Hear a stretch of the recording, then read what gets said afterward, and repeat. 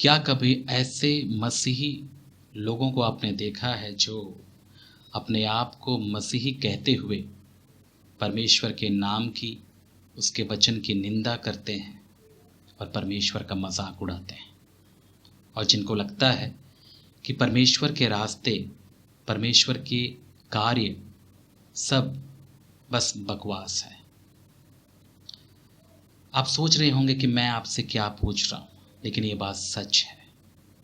यदि आप बाइबल पढ़ें तो आप पाएंगे कई मसीही लोगों को भी, विशेष करके जो अपने आप को मसीही कहते हैं, लेकिन वे अपने आप को मसीही कहते हुए परमेश्वर की निंदा करना, उसके नाम का मजाक उड़ाना, उसके वचनों को लेकर उनको टट्ठों में उड़ाना उनका काम रहा है। वैसे ये बातें अविश्वासियों में ज़्यादा पाया जाता है। वे लोग जो प्रभु को नहीं जानते हैं, जी हाँ, वे लोग प्रभु को नहीं जानने की वजह से ही परमेश्वर की और उसके पुत्र और पवित्र आत्मा की कई बार वे लोग निंदा करते हैं, उनका मजाक उड़ाते हैं, परमेश्वर के वचनों को लेकर उनको टट्ठों में उड़ाते हैं, और ऐसे बहुत सारे कार्य वे करते हैं जिससे परमेश्वर के नाम की निंदा होती है। चलो, ये तो अविश्वासी हैं, वे लोग अज्ञान हैं, वे जानते नहीं हैं, और ऐसे लोगों को हम क्या कर सकते हैं? जैसे यीशु मसीह ने कहा, पिता इन्हें क्षमा कर, वे नहीं जानते हैं वे क्या कर रहे हैं, वैसा हम भी कर सकते हैं। लेकिन शर्म की बात तब होती है जब ये हरकतें कलीसिया के लोगों के बीच में हो, मतलब उन विश्वासियों के बीच में हो जो अपने आप को विश्वासी कहते हैं, लेकिन उनके बीच में ऐसी बातें या ऐसी हरकतें हों, तो ये सच में शर्म की बात है। और सबसे दुख की बात, यदि आज के समय में यदि हम अपनी आंखें खोल कर देखें, परखें और जस्ट थोड़ा सा गौर करें, तो आप पाएंगे कि आज के समय में बहुत तेरे मसीही लोग जो कलीसियाओं में जाते हैं, कलीसियाओं में बैठते हैं और जो अपने आप को मसीह कहते हैं, लेकिन बहुत ही बुरी तरीके से वे परमेश्वर की निंदा करते हैं, परमेश्वर के नाम का मजाक उड़ाते हैं, उनके वचनों को लेकर वे गलत तरीके से उनका इस्तेमाल करते हुए परमेश्वर के नाम का मजाक उड़ाते हैं। यदि मैं आपसे पूछूं मेरे प्यारे भाई और बहन, बताइए क्या आपने कभी ऐसे लोगों को कलीसियाओं में देखा है? यदि आपने नहीं देखा तो मैं आपसे कह सकता हूं कि आपने शायद गौर नहीं किया, क्योंकि आप गौर करते नहीं। जबकि बाइबल हमें ये सिखाती है कि हमें हर एक व्यक्ति को परखना है, केवल सेवकों को ही नहीं परखना है जो प्रचार करते हैं, केवल उन शिक्षाओं को ही नहीं परखना है जो आजकल के सेवक शिक्षा देते हैं, परंतु हर एक विश्वासी को भी और हर एक ऐसे व्यक्ति को जो आपके बगल में बैठता है कलीसिया के अंदर, उनको भी आपको परखना है कि वो व्यक्ति सच में प्रभु की ओर से है, प्रभु का है या नहीं है। क्योंकि आज के समय में बहुतेरे जो अपने आप को मसीह कहते हैं वे प्रभु के है नहीं। वे ऐसा सोचते हैं कि वे मसीही हैं, लेकिन वो मसीही नहीं है। और वैसे लोगों से यदि हम सावधान नहीं हैं, यदि हम अपनी आंखें ना खोल कर देखें, तो हम ऐसे लोगों को देखकर और उनके साथ रहकर हम धोखे पे धोखा खाते रहेंगे और अंततः हम अपने विश्वास को खो देंगे, हम भी उन्हीं के जैसे बन जाएंगे। तो इसलिए मेरे प्यारे भाई और बहन, ये हमारी जिम्मेदारी है कि हम अपनी आँखों को खोलें, हमारे आत्मिक नेत्रों को खोलकर हम इन झूठे मसीहियों को परखें, ताकि आप वैसे ना हो जाओ, ताकि आप अपने विश्वास को ना खो दो। मैं समझ सकता हूँ कि जो बातें आप सुन रहे हैं आपके लिए अजीब सा लग रहा होगा, क्योंकि मैंने आपसे कहा, क्या कभी आपने ऐसे मसीहों को देखा जो यीशु मसीह के नाम की, परमेश्वर के वचन की निंदा करते हैं और उनको टट्ठों में उड़ाते हैं? यदि आप इन बातों को नहीं पढ़ें तो आइए मेरे साथ निकालिए यहूदा की पत्री, और उसका हम 17 पद से आज आगे पढ़ेंगे। और जैसा कि आप जानते हैं कि हम यहूदा की पत्री का अध्ययन कर रहे हैं और हम इन झूठे मसीहों और शिक्षकों के बारे में बहुत सारी बातें पढ़ चुके हैं, बहुत सारी चीज़ें हम जान चुके हैं, और आज हम 17 पद से आगे पढ़ेंगे और जानेंगे इन झूठे मसीहों के गुण कैसे, इनके फल कैसे हैं, ताकि हम ऐसे गुणों और फलों से लदे लोगों से सावधान रह सकें और हम अपने विश्वास की रखवाली कर सकें। तो आइए, यदि आपके पास बाइबल है तो आप मेरे साथ बाइबल निकाल सकते हैं, यहूदा की पत्री उसका 17 पद, और मैं आपके सामने पढ़ता हूँ। जरा ध्यान से पढ़िए, देखिए वहाँ पर ऐसा लिखा है, पर हे प्रियो, तुम उन बातों को स्मरण रखो जो हमारे प्रभु यीशु मसीह के प्रेरित पहले ही कह चुके हैं। वे तुमसे कहा करते थे, पिछले दिनों में ऐसे टट्ठा करने वाले होंगे जो अपनी अभक्ति की अभिलाषाओं के अनुसार चलेंगे। ये वे हैं जो फूट डालते हैं, ये शारीरिक लोग हैं जिनमें आत्मा नहीं है। सो मेरे प्यारे भाई और बहन, जैसा कि मैंने आपको अभी अभी कहा कि अंत के दिनों में कुछ ऐसे लोग होंगे जो विशेष करके कलीसियाओं में भी पाए जाएंगे, जो बोलेंगे वे मसीह हैं, लेकिन उनके फलों से, उनकी हरकतों से, उनके कार्यों से आपको समझ में आ जाएगा कि वे दरअसल प्रभु के लोग हैं नहीं। जिनके बारे में हमने बहुत सारी बातें पढ़ी, किन गुणों के द्वारा या किन गुणों के मदद से हम ऐसे लोगों को पहचान सकते हैं, और यहाँ पर कुछ और फल या गुण यहूदा अपने कलीसिया के लोगों को बता रहे हैं जो हमें भी जानना बहुत ज़रूरी है। और यहाँ पर विशेष करके यहूदा उन कलीसिया के लोगों को याद दिला रहे हैं कि किस प्रकार प्रेरित, यानी जो प्रभु के चेले थे उस समय, जो जीवित थे, वे कलीसिया के लोगों को बार बार चिताते थे, बार बार समझाते थे, और विशेष करके ऐसे समयों के बारे में वे लोग उनसे जिक्र किया करते थे जब लोग स्वार्थी हो जाएंगे और विशेष करके वे परमेश्वर के मार्गों की मजाक उड़ाना शुरू करेंगे, उनको टट्ठों में उड़ाएंगे। और ऐसा समय कि वे लोग बातें किया करते थे जब लोग केवल मजाक उड़ाने वाले होंगे। और यदि हम इस बात को गौर से समझें और आज के समय को हम इन बातों के आधार पर तुलना करके देखें, तो आप पाएंगे, यदि आप आंखें खोलकर देखेंगे तो आप पाएंगे बहुत सारे लोग हैं जो आज के समय में परमेश्वर पर विश्वास नहीं करते हैं। बहुत सारे ऐसे लोग आपको देखने को मिलेंगे जो परमेश्वर के वचन पर चलना उनको पसंद नहीं है। वे इन बातों को पुरानी बातें समझते हैं, आउटडेटेड समझते हैं। उनको लगता है कि परमेश्वर और परमेश्वर के मार्ग ये सारी पुरानी बातें हैं। क्यों? क्योंकि हम टेक्नोलॉजी के ज़िंदगी में जी रहे हैं, हम एडवांस्ड लोग हैं। अब हमें इन पुरानी धार्मिक बातें या आत्मिक बातों से क्या लेना देना। क्या कभी आपने ऐसे मानसिकता रखने वाले लोगों को आपने देखा है? यदि आप गौर से देखें तो ये बातें ज़्यादा से ज़्यादा आपको अविश्वासियों के जीवन में दिखने को मिल जाएगा। अब आप ही बताइए, आप जिस जगह रहते हैं, आपके पड़ोसी हैं, हर जगह तो मसीह लोग नहीं हैं। अविश्वासियों के विचारों को यदि आप सुनते हैं, उनकी मानसिकता को यदि आप जांचते हैं, तो क्या पाते हैं? क्या आज के समय में लोग उतना परमात्मा पर निर्भर या विश्वास करते हैं जितना पहले लोग किया करते थे? बिल्कुल नहीं। और ये बातें अब की नहीं है, 2000 साल पहले की बातें हैं जो हम आज भी देख रहे हैं। मतलब ये बातें कोई नई नहीं है कि लोग परमेश्वर का मजाक उड़ाते थे या परमेश्वर पर विश्वास नहीं करते थे, तब से चला हुआ आ रहा है। लेकिन आज के समय में ये बातें बहुत ज़्यादा हैं, और यही सबसे बड़ी चिंता की वजह है, चिंता का कारण है, क्योंकि इस समय में हम रह रहे हैं।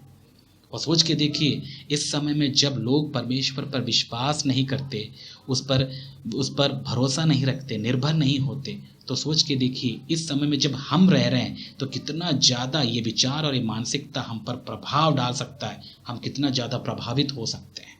ये बहुत ही भयंकर बात है।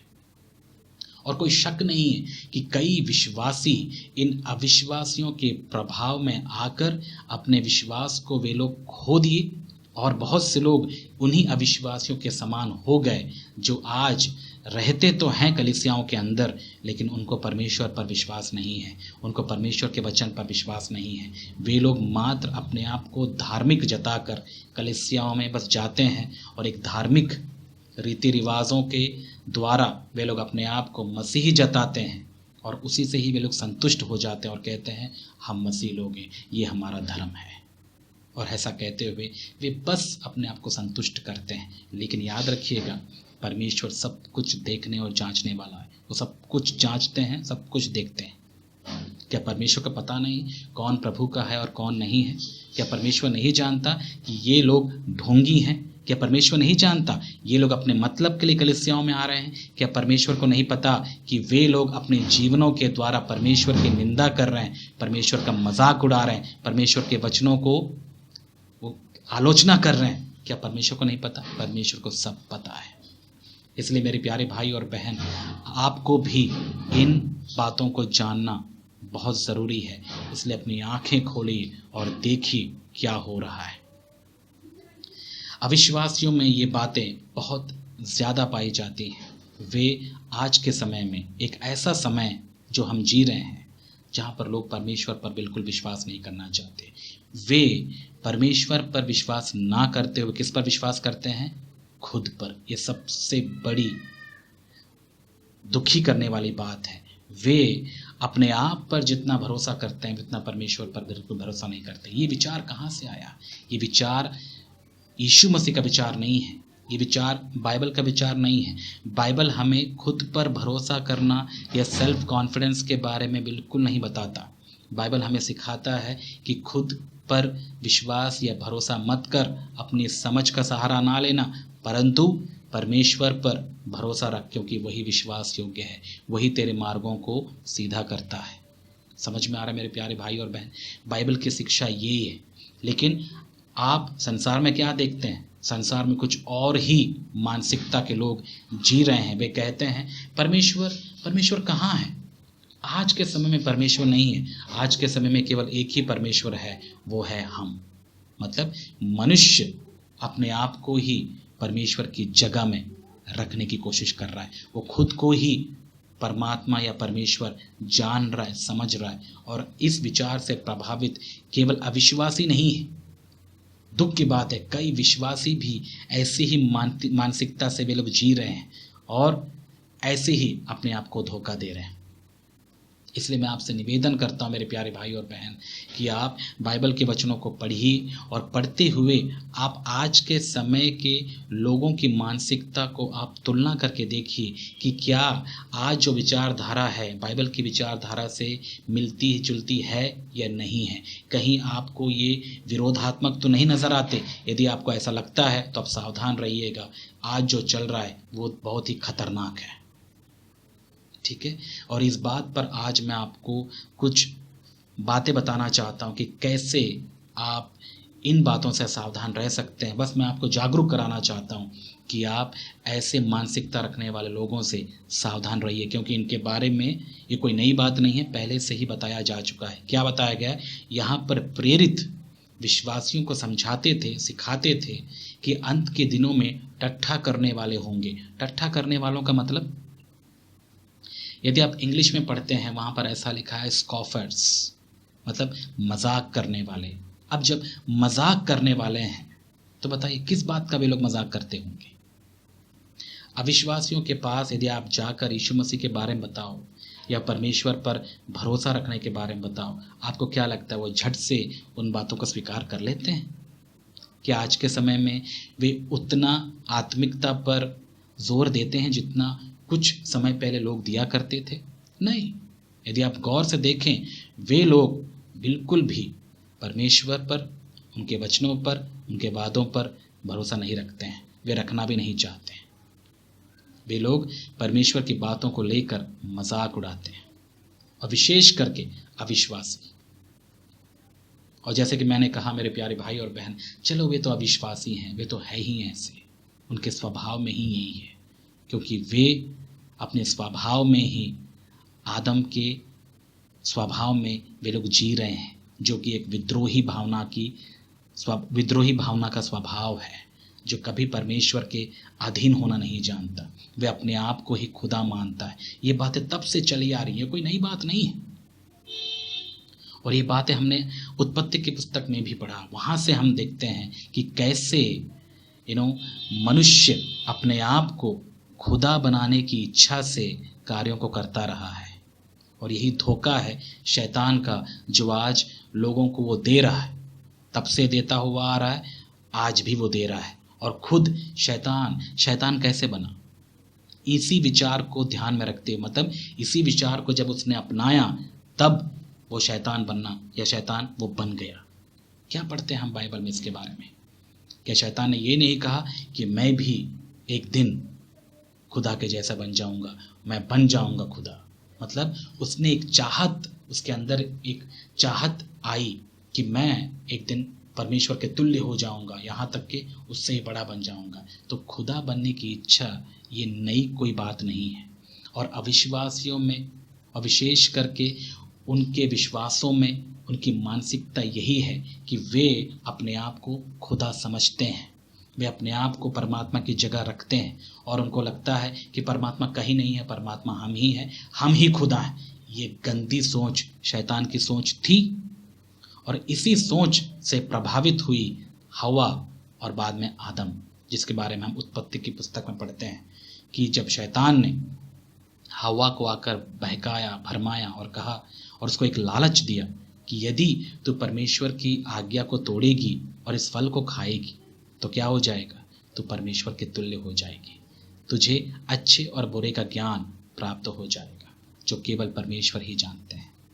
और इसी लालच में हवा ने परमेश्वर की आज्ञा तोड़ी और उस फल को खाया और अच्छे और बुरे का ज्ञान उसने प्राप्त किया। और ऐसा करके वे अपने आप को खुदा समझने लगी। और यही बात है, उसके बाद जाकर वो अपने पति को भी इन्हीं बातों को पहुंचाई और उसको बहकाई और दोनों ने फल खाया और परमेश्वर के नज़र में उन्होंने पाप किया।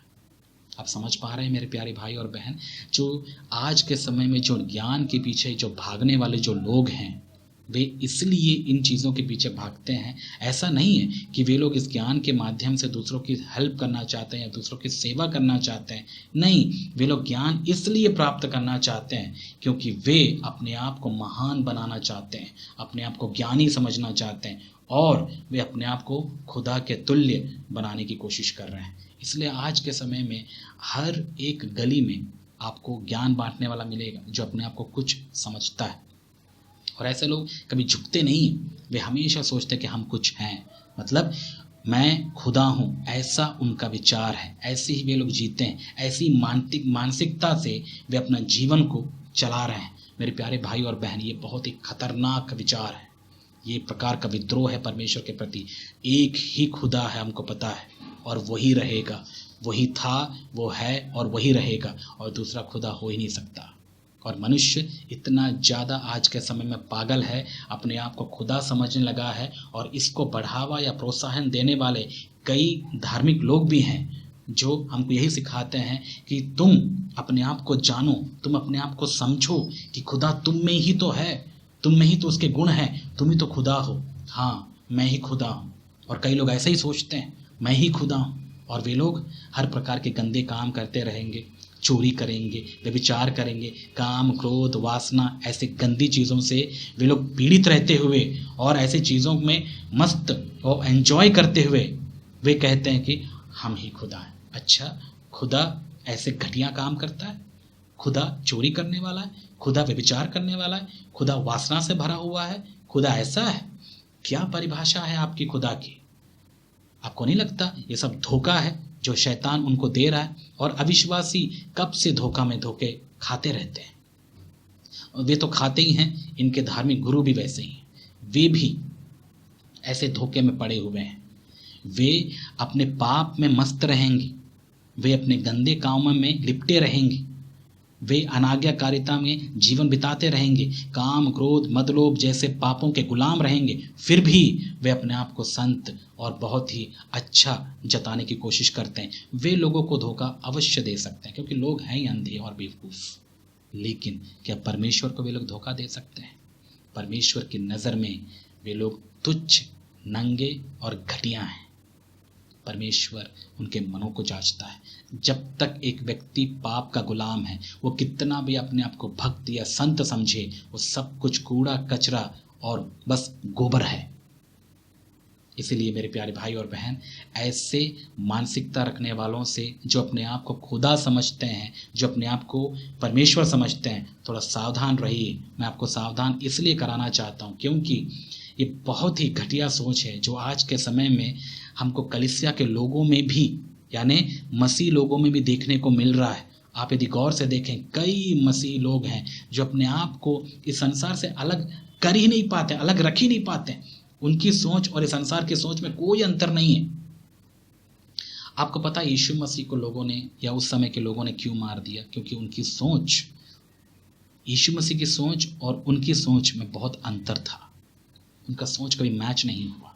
लेकिन आज के समय में आप देखते हैं संसारिक लोगों के सोच और ये विश्वासियों की सोच भी सेम है, कोई बदलाव नहीं है। संसारिक लोग भी अपने आप को कुछ तोप समझते हुए, अपने आप को ही बढ़ावा देते हुए, सब संसार को ही महत्व देते हुए वे जीते हैं। और साथ ही आप देखते हैं विश्वासियों को भी और ऐसे मसीहों को जो है मसीह नहीं, वे लोग भी ऐसी बातों से प्रभावित होकर अपने आप को कुछ समझना शुरू करते हैं। वे अपने आप को ही महत्व देते हैं, यहाँ तक कि अपनी आराधना करते हैं। जो अपने आप पर फोकस करता है, क्या आपको नहीं लगता मेरे प्यारे भाई और बहन, वो खुद की आराधना कर रहा है, खुद की पूजा कर रहा है? और यही है क्या? मूर्ति पूजा। सबसे बड़ी मूर्ति यदि कोई है आपके जीवन में, वो आप खुद होंगे। इसलिए उसको पहले आप काटिए, उसको आप ढाइए पहले, ताकि परमेश्वर ही आपका राजा हो, आप नहीं। इस बात को समझिएगा। ये है संसारिक सोच, और ये बातें वहाँ तक ठीक है, लेकिन चर्च के लोगों में यानी विश्वासियों में यदि ये बात पाई जाए तो बताइए आप कैसे जिएंगे?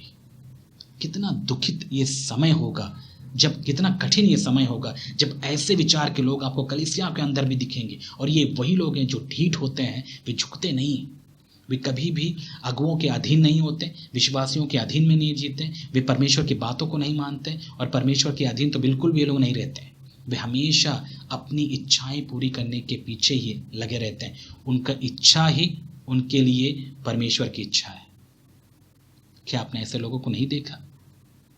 फिर आप क्या करने चाहते हैं? कैसे आप जी रहे हैं? यदि आप उनको नहीं देख पाते हैं, इसका मतलब या तो आप अंधे हो गए हैं या फिर आप उनके जैसे हो गए हैं। यही बात हो सकती है, क्योंकि एक अंधे को अंधा नहीं दिखता।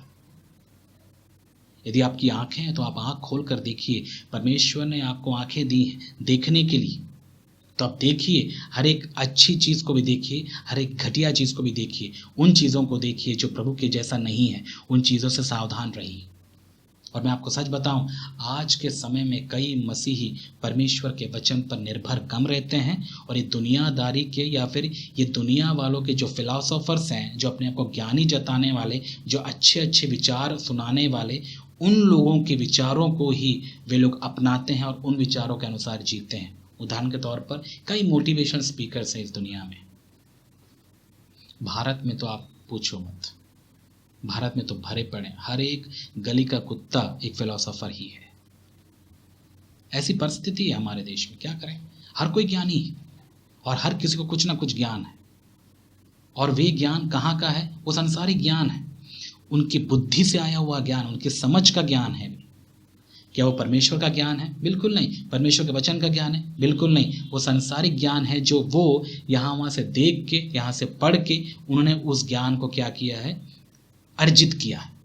और जब ये ज्ञान को बांटते हैं, कुछ मोटिवेशनल चीज़ें बताते हैं, अच्छे विचार, मैंने एक बात देखा है, कई मसीह लोग अपने फेसबुक पेज पर या फिर ऐसे सोशल मीडिया के उन सेक्शंस में वे लोग मोटिवेशनल कोटेशंस भेजते हैं, जो कि अच्छा होता है, ठीक है। लेकिन आपको पता भी है, जब भी आप ऐसी चीज़ों को सुनते हैं, अविश्वासियों के विचारों को, क्या आपने ये बात अब तक सीखा कि आप उन विचारों को प्रभु यीशु मसीह के विचारों से तुलना करके देखें कि वो सही है कि गलत है? कितने बुड़बक या बेवकूफ़ हो जाते हैं बहुत सारे मसीही। वे उन अच्छी बातों को अच्छा समझकर वे लोग अपनाते हैं और उनके अनुसार वे लोग जीते भी हैं। उदाहरण के तौर पर, एक यदि संसार का व्यक्ति आकर आपको कहता है और वो आपको सिखाता है कि यदि कोई तुझ पर भरोसा नहीं रखता, तुम्हें खुद पर भरोसा होना चाहिए, संसार वाले इन बातों के प्रति आकर्षित हो जाते हैं, इन बातों को देखकर आकर्षित हो जाते हैं। लेकिन एक बात बताऊं, मैं बिल्कुल आकर्षित नहीं होता, क्योंकि ये मेरे लिए एक घटिया सोच है। और मैं समझता हूँ कोई भी प्रभु से प्रेम रखने वाला कभी भी ऐसे सेल्फ कॉन्फिडेंस से भरी हुई बातों को, जो स्वैग टाइप वाली बातों को कभी भी वो अपनाता नहीं है, क्योंकि ये घमंड से भरी हुई बातें होती हैं। क्योंकि शैतान चाहता ही यही है कि लोग खुद पर भरोसा करें, हम खुद पर भरोसा करें, खुद को ही आप महत्व दें, हम खुद को ही उठाने की कोशिश करें। जबकि प्रभु का वचन हमें सिखाता है कि हम प्रभु को देखें और प्रभु में ही हम बढ़ने की इच्छा रखें। प्रभु बढ़ेगा हमारे जीवन से, वही हमारी बढ़ोतरी है। आपको पता भी है, बिना प्रभु के यदि आप बढ़ जाएंगे, ये कौन सी मसीहत है? आपको पता नहीं हम कैसे लोग हैं? यूहन्ना से हमको सीखने की बात है। वो बढ़े, प्रभु क्या कहा उसने? वो बढ़े मैं घटूं। यहाँ पर दुनिया क्या सिखाती? तुम बढ़ो, तुम पर खुद पर भरोसा करो।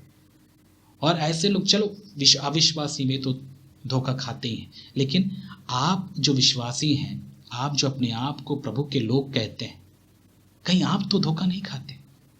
कैसे ये चीज़ें आपको समझ में नहीं आती कि ये शैतानी सोच है? कैसे आपको समझ में नहीं आता कि खुद पर भरोसा रखना, सेल्फ कॉन्फिडेंस वाली जो बातें या मोटिवेशनल स्पीचेस जो आप सुनते हैं यहाँ वहाँ से, वे शैतान की ओर से आता है? कैसे आपको समझ में नहीं आता? इतना मंद बुद्धि कैसे हो जाता है हमारा?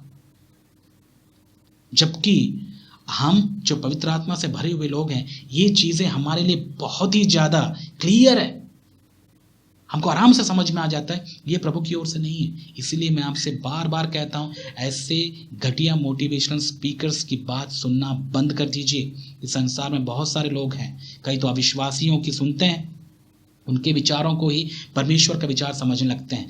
आप उन बातों को परखिए। और मैं तो समझता हूँ परमेश्वर के वचन से अच्छा मोटिवेशन तो कोई नहीं देता। सच जानने की कोशिश करिए आप। थोड़े देर के लिए, थोड़ा मानसिकता में या फिर थोड़ा दिल में थोड़ा अच्छा लगने के लिए आप ऐसे लोगों को थोड़ी देर सुन लेते हैं, लेकिन ये मन में जाकर थोड़ा देर तक आपको एक बाम या मालिश करता है, लेकिन ये आपको जीवन नहीं दे सकता।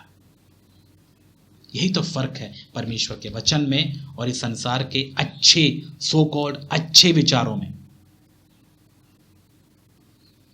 और ये सब इसलिए होता है क्योंकि कई मसीह लोग इस बात को समझते नहीं है, शैतान धोखा कैसे देता है। यही तो सबसे बड़ी प्रॉब्लम है। यदि मैं आपसे पूछूं, आपको पता भी है शैतान धोखा कैसे देता है? पता है शैतान कैसे धोखा देता है? मैं आपको कुछ उदाहरण देने की कोशिश करता हूं। देखिए, यदि मैं बोलता हूं ये सफ़ेद है, तो हम क्या सोचते हैं? यदि ये सफ़ेद है तो शैतान हमको धोखा कैसे देगा? काला लेकर आएगा। सफ़ेद है, यदि हम बोलते हैं सफ़ेद है तो शैतान क्या करेगा? काला लेकर आएगा और बोलेगा देखो इस काले के प्रति आकर्षित हो। और कौन मूर्ख है जो ऐसे बातों को समझ नहीं सकता? हर कोई समझ सकता है कि ये सफ़ेद है, ये काला है। धोखा इसको कहते हैं, धोखा इसे कहते हैं। धोखा ये नहीं होता, ये तो सीधी सीधी बात है। मेरा बेटा है 5 साल का, उससे पूछो क्या सफ़ेद है क्या काला है, सीधा बता देगा गलत है सही है। ये बात नहीं है। बात यहाँ पर है, जब एक कोई हम बोलते हैं सफ़ेद है और सफ़ेद जैसा दिखने वाला एक और 99.9% सफ़ेद दिखने वाला कोई चीज़ आपके सामने ला के रख दिया जाए और बोला जाए बताइए सफ़ेद क्या है, वो है धोखा। शैतान के ट्रिक को समझिए। शैतान आपको विरोधात्मक विचार लेकर आपको नहीं बहकाएगा, जबकि वो आपको समानार्थी विचार को लेकर आपको बहकाने की कोशिश करेगा। मतलब चीज़ों को समान दिखाने की कोशिश करेगा और उसमें से ही आपको धोखा देने की कोशिश करेगा और बताएगा देखो ये भी तो है। और सोच के देखिए, यदि आपकी आंखें ईगल जैसे नहीं हैं, उकाब के जैसे नहीं हैं, तो आप इन चीज़ों को समझ ही नहीं पाएंगे। और मैं समझता हूँ कि पवित्र आत्मा से भरने के बाद एक व्यक्ति अंधा नहीं होता। नहीं, उसके कोड़े खाने से मैं चंगा हुआ हूँ। ये बातें जब मैंने प्रभु को नहीं जानी थी, ये बातें मुझे दिखती नहीं थी, क्योंकि मैं अंधा था उस समय, मुझे ये बातें नहीं दिखती थी।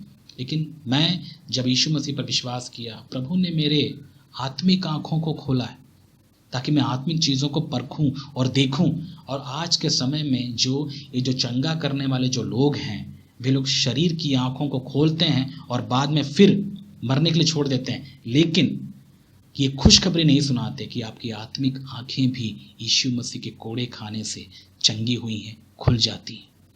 ये है भाई असली चंगाई। क्या इन बातों के पीछे आप जा रहे हैं? क्या इन बातों पर विश्वास करते हैं? और आत्मिक आंखें नहीं खुले होने की वजह से कई बार हमको ये चीज़ें दिखती नहीं। समझ में आ रहा है मेरे प्यारे भाई और बहन, मैं क्या कहना चाहता हूँ? तो इसलिए अपनी आंखों को खोलिए और देखिए क्या चल रहा है, क्या हो रहा है। विशेष करके इस संसार से आने वाले धोखे को समझिए। और शैतान जिस प्रकार से लोगों को धोखा देता है, वो कैसे देता है? वो कभी भी सफ़ेद के साथ काला नहीं दिखाएगा। वो सफ़ेद के साथ 99% सफ़ेद, 99.99% सफ़ेद आपको दिखाएगा और बोलेगा देखो मेरे पास भी है। और ये विचार कोई नई नहीं है मेरे प्यारे भाई और बहन, स्टार्टिंग से आप देखते हैं। उदाहरण के तौर पर बताऊं मैं आपको, मूसा के समय में जब मूसा फिरौन के पास गया और उसने कहा कि मेरे लोगों को छोड़, अब ये परमेश्वर की आज्ञा है, फिरौन नहीं माना। तब मूसा को परमेश्वर का अधिकार दिखाना पड़ा, तो उसने अपनी लाठी ली और उसके सामने फेंकी। और फेंकने के बाद हम पढ़ते हैं बाइबल में कि वो लाठी सर्प बन गया। तो इस बात से फिरौन कोई आश्चर्यचकित नहीं हुआ। उसने कहा तुम कर सकते हो, मेरे जादूगर भी हैं, चलो करके दिखाओ। वे भी डंडे फेंके और वो भी सांप बन गए। उसके बाद क्या हुआ? उसके बाद मूसा का जो लाठी है उन लाठियों को निगल गया। मतलब हाँ, परमेश्वर की ताकत महान है। परमेश्वर की ताकत के सामने ये धोखाधड़ी वाली बातें नहीं टिकती, इसलिए धोखे से सावधान रहिएगा। और यही विचार हम आगे और देखते हैं। ये लोग एक्चुअली एक कंपटीशन में थे। ये जो फिरौन के जो लोग थे, जो जादूगर थे, वे लोग मूसा के साथ में कंपटीशन था। वे लोग उसका विरोध नहीं कर रहे थे। वे लोग क्या कर रहे थे? उनके चमत्कारों को विफल करने का कोशिश कर रहे थे और जता रहे थे कि हमारे जो काम है तुम्हारे काम से बड़ा है। वे लोग कंपटीशन की भावना में थे। तो इसीलिए जब मूसा ने अगला जो चमत्कार किया, वहाँ पर उसने नील नदी को खून में बदला, तब वे लोग भी कोशिश करने लगे, लेकिन हो नहीं पाया। तो ऐसे जितने भी चमत्कार मूसा ने किए, ये सारे चमत्कारों का वे लोग कॉपी करना शुरू किए। यही तो घटिया सोच है शैतान की। शैतान कॉपी करता है। यदि परमेश्वर का ट्रिनिटी है, यदि परमेश्वर हमारा त्रिएक परमेश्वर है, शैतान का भी है। यदि परमेश्वर चंगा करता है, शैतान भी करके दिखाएगा। यदि परमेश्वर गरीबों को प्रभु में उठाता है, तो ये भी उठाने की कोशिश करेगा। यदि परमेश्वर के काम अच्छे हैं, तो ये संसार भी अच्छे कामों को आपको परोसता है, बताता हम भी अच्छे काम कर सकते हैं भाई। यदि परमेश्वर की आराधना होती है, तो आपको क्या लगता है? शैतान चुप बैठेगा? शैतान भी अपनी आराधना करवाता है। कॉपी, कंपटीशन, ये कंपटीशन की घटिया जो विचार है और ये स्वभाव है शैतान का है। इसलिए मेरे प्यारे भाई और बहन, आप शैतान के इन तरीकों को, पैंतरों को समझिए कि शैतान धोखा देता है तो देता कैसे। इसलिए इतने बेवकूफ़ मत होइए। आपकी आंखें बहुत ही तेज़ होनी चाहिए इन चीज़ों को देखने और परखने की। अंधे मत हो जाइए। और शैतान अंधा कर देता है लोगों को। अविश्वासी नहीं देख पाते हैं, कई विश्वासी भी अंधे हैं, उनको दिखता ही नहीं। अब आप बताइए, क्या आप देख पाते हैं? क्या ये बातें आपको दिखती भी हैं? समझिए शैतान धोखा कैसे देता है। शैतान हमेशा परमेश्वर से कंपटीशन में लगा हुआ है, शुरुआत से आज भी। इसलिए आप देखते हैं आज के समय में धोखा है। चंगाई, मैं ये नहीं बोलता कि चंगाई परमेश्वर नहीं देते हैं। मैं चंगाई परमेश्वर देते हैं। क्यों? परमेश्वर सब कुछ कर सकते हैं। हम बाइबल में पढ़ते हैं परमेश्वर सर्वशक्तिमान है, परमेश्वर सब कुछ कर सकते हैं। तो आपको क्या लगता है शैतान चुपचाप बैठकर रसोई में खाना पकाते रहेगा? शैतान भी उसी कंपटीशन में लगा हुआ है। जब परमेश्वर चंगा कर सकते हैं, मैं भी करके दिखाता हूं। इसीलिए आज शैतान की ताकत से, शैतान की आत्मा के प्रभाव से भी बहुत सारे चंगाइयां होती हैं। यदि परमेश्वर लोगों के भविष्य को बताता है, तो शैतान क्या आपको लगता है चुप बैठेगा? नहीं, शैतान भी बहुत चालू है।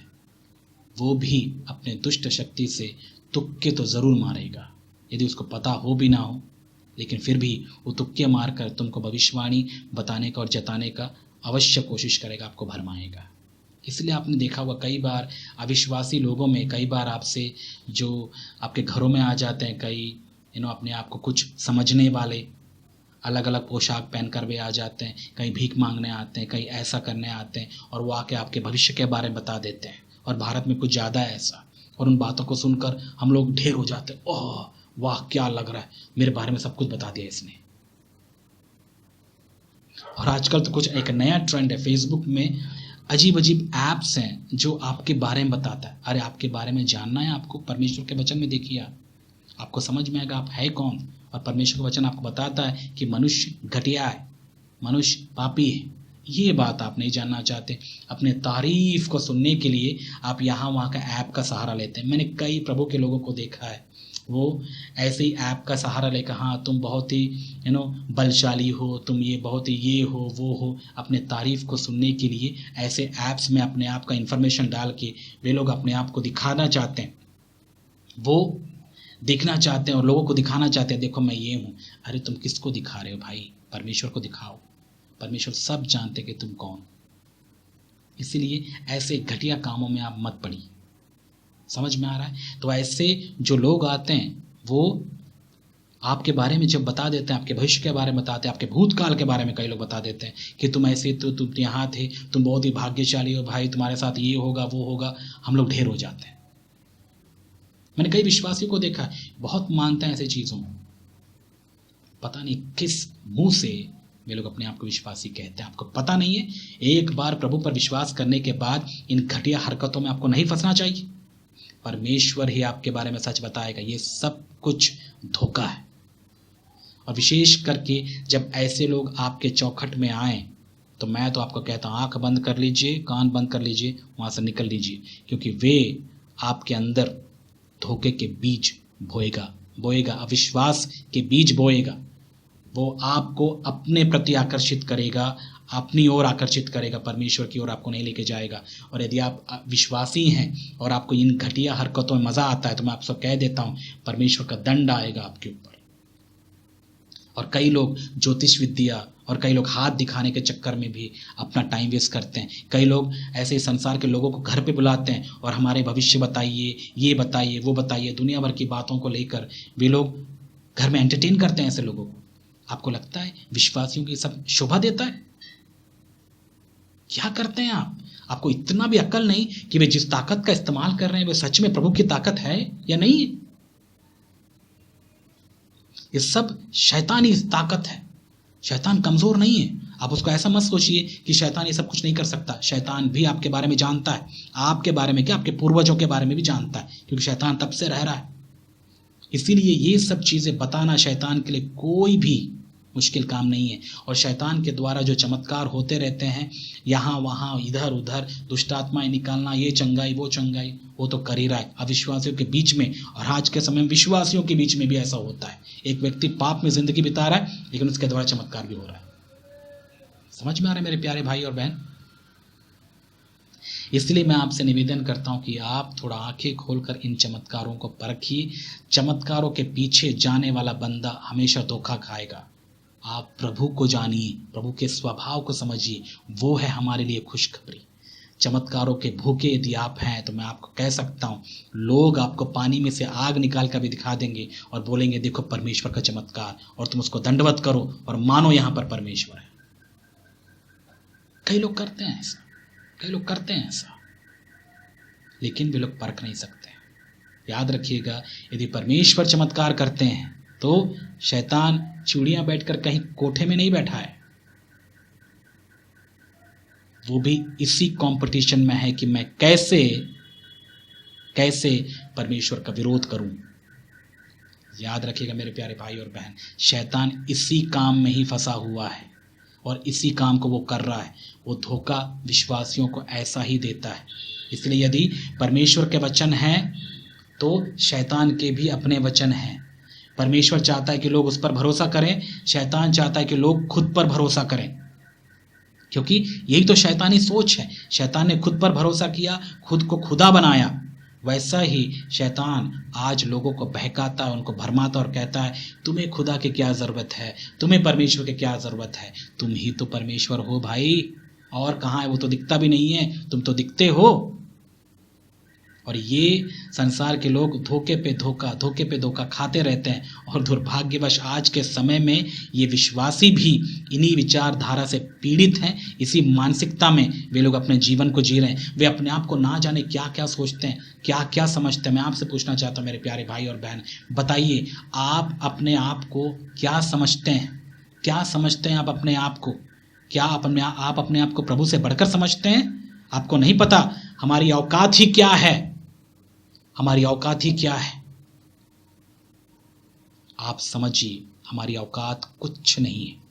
प्रभु का धन्यवाद हो कि प्रभु ने हमको यीशु मसीह से परिचित कराया और आज हम यीशु मसीह पर विश्वास करने की वजह से परमेश्वर के पुत्र हैं। इस बात को हमें धन्यवाद देना चाहिए। इसलिए मैं आपसे कहता हूँ हमेशा परमेश्वर को धन्यवाद दीजिए। कभी घमंड मत करिए कि आप जो आज हैं वो कैसे हैं। ठीक है, आप अपने दम पे नहीं हैं, ये आपकी अच्छाई नहीं है, ये मेरी अच्छाई नहीं है। आज जो भी मैं कर पा रहा हूँ या जो भी हम आज प्रभु में हैं, ये प्रभु की दया की वजह से है। हमारी कोई औकात नहीं थी, हम कुछ नहीं थे, हम एक गंदगी में पड़े हुए कीड़े जैसे ही थे, जिसको प्रभु ने उठाकर साफ करके अपने साथ अपने परिवार में उसने जोड़ दिया यीशु मसीह पर विश्वास करने के द्वारा। इसलिए हमेशा धन्यवादी हृदय से रहिए। सोचिए प्रभु आपने मेरे लिए किया, आपका धन्यवाद। धन्यवादी हृदय में हमको जीना है मेरे प्यारे भाई और बहन। हम घमंड नहीं कर सकते।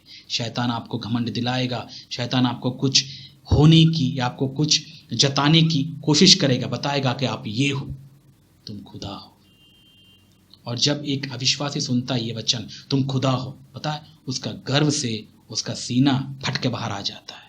इतना ज़्यादा वो फूल जाता है, खुश हो जाते हैं लोग। मैं ही खुदा हूँ, हाँ मैं ही खुदा हूँ जो स्मोकिंग करता हूँ, मैं ही खुदा हूँ जो लड़कीबाजी करता हूँ, मैं ही खुदा हूँ जो घटिया गंदे नशे की चीज़ें खाता हूँ, हाँ मैं ही तो खुदा हूँ, मैंने तो सब कुछ बनाया है। और यही खुदा एक दिन थोड़ा हार्ट अटैक आता है, टुप करता है, मर जाता है। खुदा मर गया। घटिया हरकतें हैं ये, घटिया सोच है। दूर रहिए ऐसी चीज़ों से।